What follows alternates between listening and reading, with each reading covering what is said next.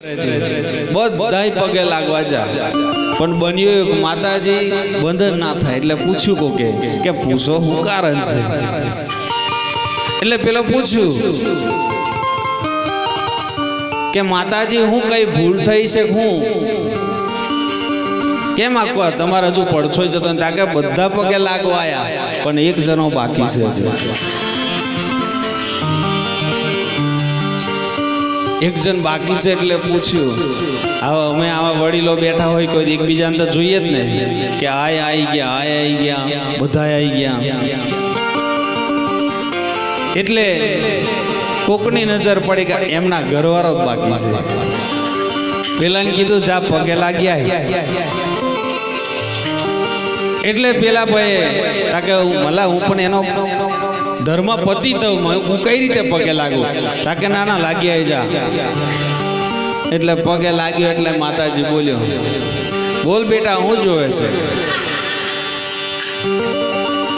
હવે બેટો હોશિયાર જ હતો તાકે બસ માં છૂટા છેડા હાલ દો કશું જોતું બોલીએ સદગુરુ પતિને રોમ બનાવાય વાત સાચી છે સેવા કરવાની પણ કદાચ માં કીધા પછી હરિચંદ્ર રાજા પાછો વળીને જોયું નતું એ ધર્મપત્નીની માં કહેલી પણ માં શબ્દ ઉચ્ચાર્યા પછી પાછું વળીને જોયું નહોતું બોલીએ સદગુરુ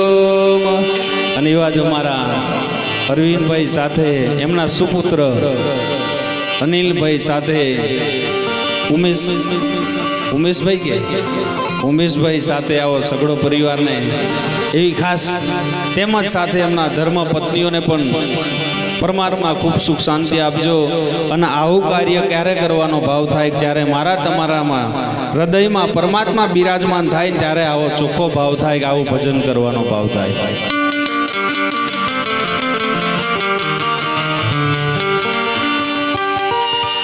નહીં કા 68 તીરથની એવડા યાત્રાએ જાય એક માજી ગઈ છે યાત્રાએ રામદેવજી ભગવાનના મંદિરની અંદર જઈ અને મંદિરની સામે જઈને વહુને ફોન કર્યો આવો બે વહુ ને બે દીકરા પૈસા 20,000 રૂપિયા કરીને આપેલા કે તમારા દર્શન બધે જઈને આવવાનું પણ હાહુમાં તહીજીને ફોન કર્યો મંદિરમાં રહી એટલે वो फोन उठायो कशु तकलीफ है એટલે બોલો બા હું તકલીફ છે કઈ તકલીફ છે પૈસા ખૂટ્યા તાકે ના ના ડોબું દૂધ કાઢવા દીધું કે નહીં એ પૂછતે આવ ઠેઠ રણુજા મંદિર में જઈને ભગવાનના દર્શન કરવાના બદલે ડોબાના દર્શન કરો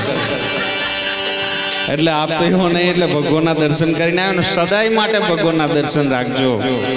બોલીએ સદગુરુ મહારાજ।